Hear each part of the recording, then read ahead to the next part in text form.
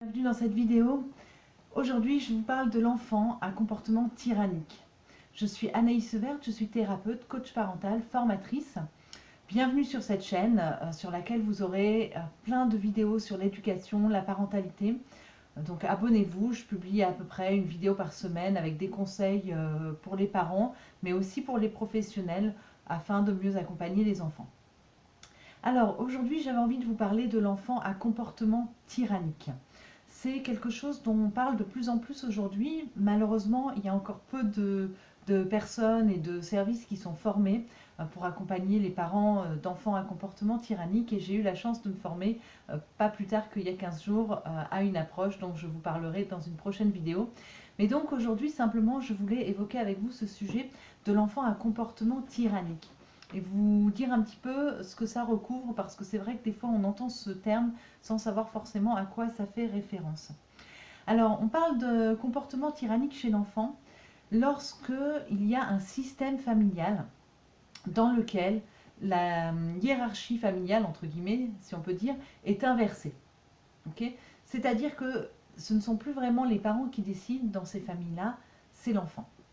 Alors, ça n'arrive pas comme ça par hasard. Ça ne signifie pas que les parents font mal leur rôle de parents. Ça ne signifie pas non plus que l'enfant est mal élevé. En fait, ce qu'on constate dans ces familles, c'est qu'on a souvent affaire à un enfant avec des besoins particuliers parce que c'est un enfant qui a un trouble. Alors, ce trouble, il peut être de différentes sortes, hein. Il peut s'agir du TDAH, trouble de déficit de l'attention avec ou sans hyperactivité. Il peut s'agir de troubles anxieux. Il peut s'agir de troubles de l'opposition avec provocation. Il peut s'agir d'enfants qui ont de l'autisme.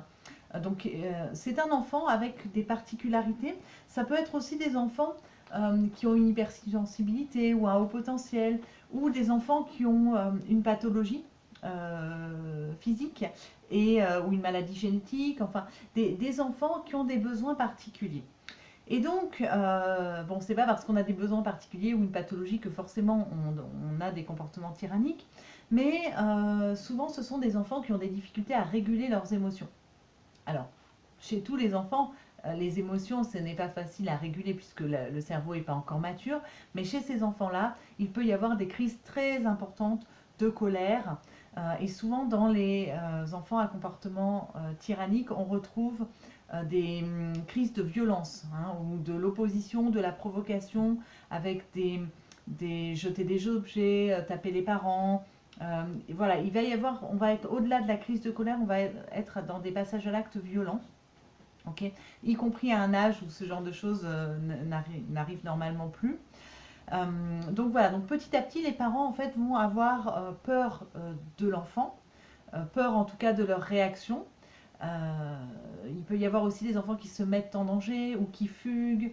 On peut avoir vraiment des comportements comme ça à risque. Donc les parents, eh bien, petit à petit, sans s'en rendre compte, ils vont non seulement avoir peur des réactions de leur enfant, mais également ils vont pratiquer ce qu'on appelle l'hyper-accommodation. C'est-à-dire que petit à petit, ils vont essayer de prévenir ces crises-là, ils vont essayer d'éviter les moments où des crises peuvent arriver, et donc ils vont éviter de frustrer l'enfant. Et donc en faisant ça, ils rentrent un petit peu dans une spirale infernale, ils renoncent à faire des choses, ils renoncent peut-être à sortir, à aller chez des amis, et ils s'enferment de plus en plus, et ils perdent confiance. Voilà, vraiment la difficulté pour les parents d'un enfant qui a ce genre de comportement, c'est la perte de confiance en lui, en sa parentalité, dans son rôle de parent.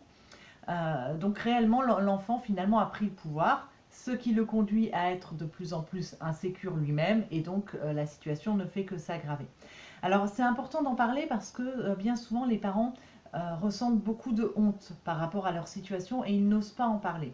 Ou alors quand ils en parlent, ils se sentent profondément incompris puisqu'on leur donne des conseils éducatifs qu'ils essayent d'appliquer mais qui ne fonctionnent pas.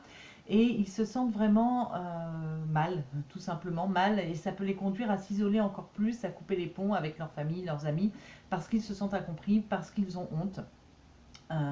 Voilà.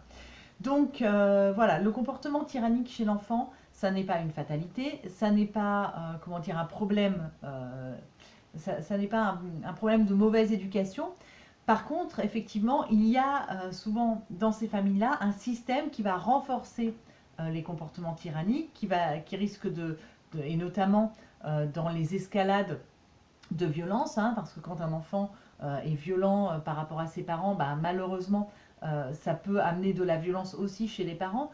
Donc ce n'est pas du tout simple de faire face à ces situations, mais heureusement, aujourd'hui, on sait comment accompagner les parents pour faire face au comportement tyrannique de l'enfant et petit à petit sortir de ce système relationnel.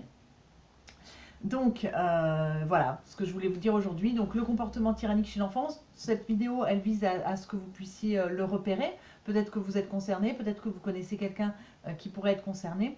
En tout cas, sachez qu'aujourd'hui il y a des prises en charge efficaces qui existent pour les parents. Et donc je vous parle de ça dans une prochaine vidéo. Je vais vous parler de la résistance non violente qui est vraiment une approche qui permet d'accompagner les parents. En attendant, restez sur la chaîne, abonnez-vous, demandez à être informé des notifications de la chaîne en appuyant sur la petite cloche. Comme ça, vous recevrez les prochaines vidéos. Je vous dis à peu près une fois par semaine, je publie. Et la prochaine fois, ce sera sur la résistance non violente. À bientôt!